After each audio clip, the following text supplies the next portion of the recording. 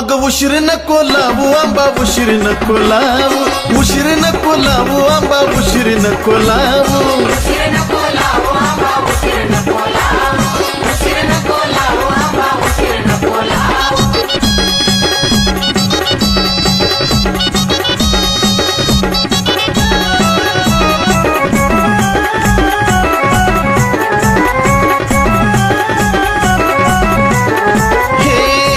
भक्ताने आई गेली विनवणी सुकली माझी गाया पळला तोंडाचं ग पाणी